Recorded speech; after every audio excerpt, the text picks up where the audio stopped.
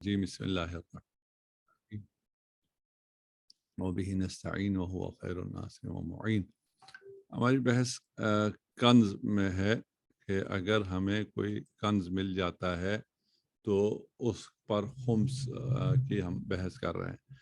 اس میں ہم نے یہ بھی کہا تھا کہ کنز اگر آپ کو کسی ایسی زمین میں ملے جس پہ کسی کا پہلے سے ید ہے، یعنی آپ نے گھر کسی سے کرائے پہ لیا، اس نے آپ کو عاریتاً دے دیا، مفت دے دیا، یا آپ نے خرید لیا، وہاں سے آپ کو کوئی کنز مل گیا۔ ٹھیک، اس کا مطلب یہ ہے کہ یہ کنز جو ہے یہ پہلے جس کا گھر تھا یہ کنز اس کا ہوگا۔ ٹھیک، وہاں ہم نے یہ بات پہلے بیان کر دی تھی کہ اگر تو اس پہ کوئی علامت ہے، آپ کو یقین ہو جاتا ہے کہ یہ کس کا ہے۔ مثلا آپ نے زید سے لیا ہے اور اس کنز کے ساتھ ایک تحریر نکل آتی ہے کہ یہ میں اپنے اولاد زید اور بکر اور عمر کے لیے چھپا کے جا رہا ہوں، ان کے حاجت کے وقت ان کے کام آئے، ان کے باپ کی طرف سے۔ یہ اگر آپ کو کنز کے ساتھ یہ خط مل جائے یا ادھر کوئی مہر لگی ہوئی ہو، یہ کوئی ایسا علامت ہمارا مل جائے جس سے آپ کو پتہ چل جائے کس کا ہے، کیا کریں گے؟ اسے دے دیں گے، ٹھیک ہے نا؟ کہیں گے کہ وہ پہلے جب تک کنز مل رہا تھا بڑا آپ خوش ہو رہے تھے، ٹھیک ہے نا؟ جیسے یہ خط ملا یا یہ علامت ملی تو آپ کو خوشی نہیں ہوئی۔ ٹھیک، آپ کو خوشی ہو یا خوشی نہ ہو، آپ کو لے جا کے وہ مالک کو دینا پڑے گا جب اس کا مالک معلوم ہو جائے۔ کنز کب آپ کا ہوتا ہے؟ جب اس کا مالک معلوم نہ ہو، ٹھیک ہے نا؟ کب کس نے کب یہاں دفن کیا پتہ نہیں ہے، ایک زمین سے آپ کو کنز مل گیا، ٹھیک ہے نا؟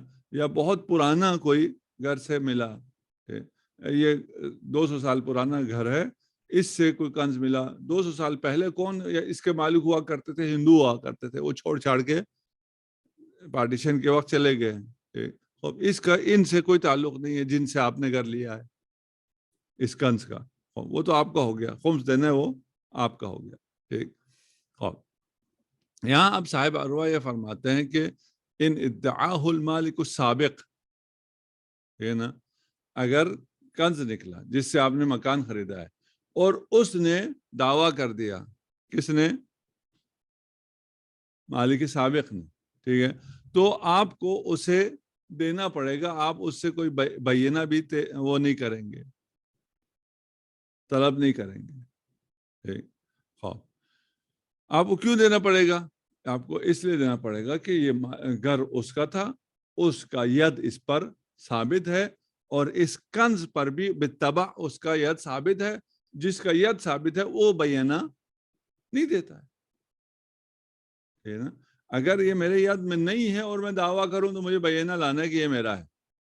اگر یہ میری ٹیبل پہ پڑا ہوا ہے اور میں کہہ رہا ہوں میرا ہے تو مجھے کوئی گواہ لانے کی ضرورت نہیں ہے کہ یہ میرا ہے، کہ ید ہے اس کا مطلب یہ ہے کہ میرا ہے، بلا بینہ یہ میرا ہو جائے گا، ٹھیک ہے نا؟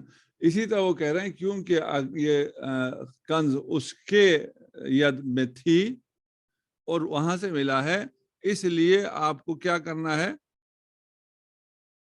بینہ اگر کوئی نہیں، وہ جیسے ہی کہے وہ آپ نے اس کو کیا کرنا ہے؟ دے دینا ہے۔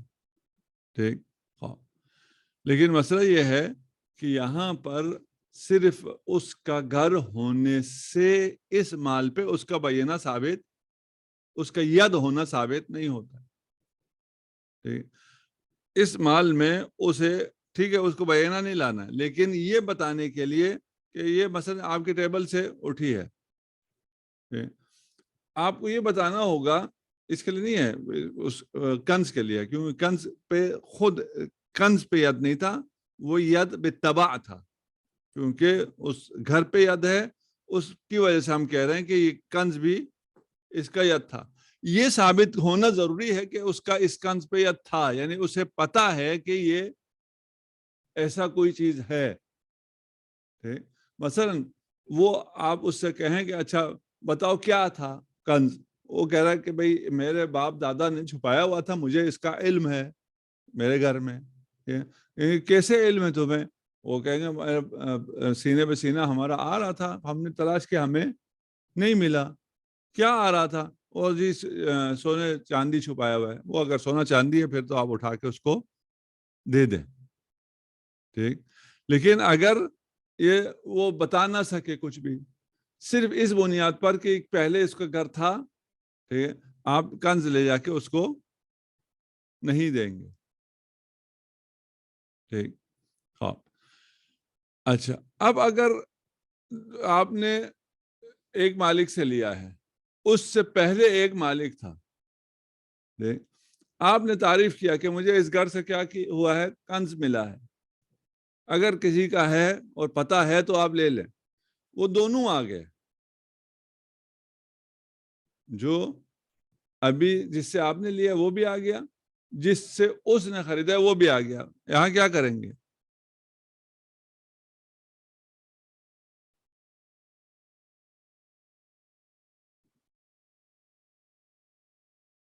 جی بینہ کدھر سے آ گیا؟ ٹھیک ہے, کنز میں تو بینہ نہیں آتا نا. مسئلہ یہی ہے, اگر آپ بینہ لانے کی بات کریں تو کنز میں تو بینہ نہیں ہے, چھپانے والی چیز ہے نا. ٹھیک, جس چیز کو چھپایا ہے وہاں بینہ کدھر سے آ جائے گا؟ اور اگر وہ کسی بینہ کو پتا ہو تو وہ چھوڑے گا کہاں اس کنز کو آپ کے لیے وہاں پہ؟ ٹھیک. اچھا, اب مسئلہ کیا ہے, ایک چیز ہے جس کے دو دعوے دار ہیں, ٹھیک, اس کے ساتھ بھی وہی کریں گے جو دو دعوے دار کے ساتھ کرتے ہیں. اگر اس پہ دو لوگ دعویٰ کریں, آپ کہیں آپ کا, آپ کہیں آپ کا, اس کے ساتھ کیا کیا جائے گا؟ قضاوت میں جو کچھ اس کے ساتھ کیا جائے گا وہی کچھ یہاں ہوگا, ٹھیک. کچھ لوگوں نے یہ کہا ہے کہ آپ کو یہ دیکھنا ہوگا کہ یہ جو دو لوگ ہیں یہ طول میں ہیں یا عرض میں ہیں. طول میں, عرض میں کیا مطلب ہے؟ ایک دفعہ یہ ہے کہ یہ گھر میں نے آپ سے خریدا ہے, آپ نے ان سے خریدا ہے, انہوں نے ان سے خریدا ہے. اب کنز نکلا ہے, ہم سب کہہ رہے ہیں یہ میرا ہے. ہماری ملکیت طول میں تھی. ایک دفعہ کیا ہے, ایک گھر ہے, ہم چاروں کا مشترکہ ہے. اس مشترکہ گھر میں کوئی کنز مل گیا, آپ چار سے میں نے خرید لیا اکیلے نے, اس میں وہ کنز مل گیا. اب آپ تینوں دعویٰ کر رہے ہیں کہ یہ آپ کا ہے, یہ الگ ہوگا. اگر آپ تینوں طولن مالک ہوئے ہو تو وہ الگ ہوگا, ٹھیک. اس میں اگر جو سب سے قدیمی ہے, کیونکہ کنز ہے اور کنز پرانا ہوتا ہے, ٹھیک ہے نا, اس کی بات مانی جائے گی, یا جو سب سے نیا ہے اس کی بات مانی جائے گی, ٹھیک. یا ان لوگوں سے کہا جائے گا کہ تعریف کرو, بتاؤ اس میں کیا ہے, اور جو بتائے اس کو دے دیا جائے گا. فرض کریں یہ مجھے کنز ملا, آپ تینوں اس کے سابقہ مالک ہیں طولن. میں کہا بتاؤ جی یہ کیا ہے, ٹھیک ہے. آپ تینوں نے بتا دیا کہ یہ چاندی ہیں, درہم ہیں, ٹھیک. تو میں کہوں گا کہ کیونکہ اس کو پتا ہے, آخری والے کو, ٹھیک, اس نے بتایا ہے یہ اس کا ہے. یا کہوں گا کیونکہ تینوں کو پتا ہے, تینوں میں برابر تقسیم کروں, کیا کروں, اس سے کچھ پتہ نہیں چلتا یہ بتانے کا. ہو سکتا ہے آپ کا ہو, آپ نے آ کے ان سے کہا ہو کہ میرے گھر میں درہم وہ تھے, مدفون تھے, مجھے نہیں ملے, تمہیں اگر ملے تو بتاؤ. اس نے بھی ڈھونڈا, اس کو بھی نہیں ملا. بعد میں نے لیا, مجھے مل گیا. اب آپ جو کہہ رہے ہیں کہ اس میں درہم ہے, نشانی بتا رہے ہیں, آپ کہاں سے بتا رہے ہیں؟ کیونکہ آپ کو انہوں نے بتایا ہے, آپ کی ملکیت نہیں ہے, ٹھیک. حل ہو گیا یا گمبھیر ہو گیا؟ گمبھیر ہو گیا. گمبھیر نہیں ہوا. ہم یہ کہہ رہے ہیں کہ جب یہ دو یا تین آگے, تو یہ جہاں کسی گنج کے علاوہ, کنز کے علاوہ اگر ایک چیز پہ دو تین لوگ دعویٰ کریں تو کیا کرتے ہیں, وہ یہاں بھی کریں گے, یا کوئی الگ چیز نہیں ہے, ٹھیک ہے نا. یہاں یہ نہیں کہیں گے کہ اس نے کیونکہ نشانی بتا دی، اس نے نشانی بتا دی، وہاں جو بھی کریں گے آپ وہ سب یہاں پہ بھی کریں، یہاں الگ سے کچھ بھی نہیں ہے. واضح ہے جی؟ ٹھیک. ہاں. اس کے بعد فرماتے ہیں وَلَوْ اِدَّعَاهُ الْمَالِكَ السَّابِقِ ارثًا، جو سابقہ مالک ہے وہ کہتا ہے کہ یہ مجھے ارث میں ہمارے باپ دادا نے یہاں پہ چھوڑا تھا اور یہ میں اس کا مالک ہوں ارثً. ٹھیک.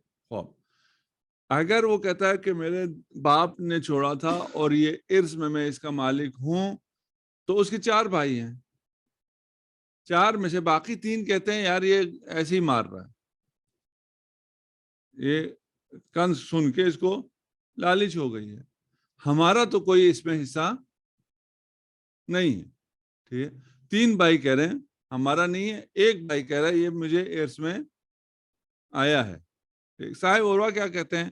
صاحب عروہ کہتے ہیں کہ اس ایک کو اس کا حصہ دے دو، یہ ارث کا دعویٰ کر رہا ہے نا کہ یہ جو کنز ہے یہ مجھے ارثاً مجھ تک آیا ہے، میں نے خود نہیں چھپایا، میرے باپ نے چھپایا، وہ مرحوم بھی ہو گیا ہے. ٹھیک. اس سے جو مجھے آئے گا ارث آئے گا، تو مجھے تو نہیں آئے گا، پھر سارے ورثہ کو آئے گا. ٹھیک. آپ 3 بھائی تھے، 2 بھائی تھے تو وہ تقسیم ہوگا. یہ 1 بھائی دعویٰ کرتا ہے، 1 بھائی کہتا ہے نہیں میرا نہیں ہے. صاحب عروہ کیا کہہ رہے ہیں؟ کہتے ہیں اس کو اس کا حصہ دے دو، وہ جو دوسرے بھائی کا حصہ ہے وہ خود رکھ لو، جو خود رکھا اس پہ خمس دے دو. واضح ہوا نا؟ ٹھیک. ہاں. یہاں ہم صاحب عروہ سے یہ کہتے ہیں کہ یہ جو آپ نے کہا کہ اسے دے دو اور ان کو ان کا جو مال ہے وہ خود لے لو، اگر یہ بات ثابت ہو جائے کہ یہ مال ارث میں اس فیملی کو پہنچا ہے، ٹھیک ہے نا، تو میں ایک کو دوں باقی کو نہ دوں اور باقی میں خود لے لوں، ہو سکتا ہے؟ نہیں ہو سکتا. ٹھیک ہے نا. جب ثابت ہو گیا کہ یہ ارثاً اس فیملی کا ہے تو پھر مجھے سارا یہی دینا پڑے گا، خود رکھنے والی کوئی سٹوری نہیں. اگر وہ ثابت نہ کر سکے کہ یہ ارثاً ان کا ہے تو اس ایک کو بھی نہیں ملے گا، اس ایک کو کہاں سے ملے گا؟ واضح ہے؟ ٹھیک ہے نا. پھر اس ایک کو بھی نہیں ملے گا، یا ملے گا ارث میں وہ فیملی پوری لے جائے گی. ٹھیک ہے نا. چاہے وہ دعویٰ کر رہے ہوں چاہے وہ دعویٰ نہ کر رہے ہوں، ثابت ہو گیا کہ یہ ان کا ہے، اس فیملی کا ہے، اور اس کو بھی ملے گا. باقی جو دعویٰ نہیں کر رہے ان کو بھی ملے گا. انہیں کہیں گے تم دعویٰ نہیں کر رہے، کوئی مسئلہ نہیں، اس نے دعویٰ کیا، اس نے کیس لڑا، اس نے فلان کیا، ٹھیک ہے نا. آپ لوگوں نے دعویٰ نہیں کیا، آپ لوگوں نے چھوڑو یار، ہمیں مال دنیا سے کوئی غرض نہیں ہے، آپ کو غرض ہو یا نہ ہو یہ ہے آپ کا، ٹھیک ہے، اس کو میں اپنے لیے نہیں رکھ سکتا. اگر ثابت نہیں ہوا تو اس ایک کو بھی نہیں دیں گے، سارا کا سارا میں خود رکھ لوں گا، خمس دوں گا اور رکھ لوں گا. میں کہوں گا کہ ثابت نہیں ہوا. اس کے بعد فرماتے ہیں یشترط فی وجوب الخمس فیہ النصاب وہو 20 دینارا.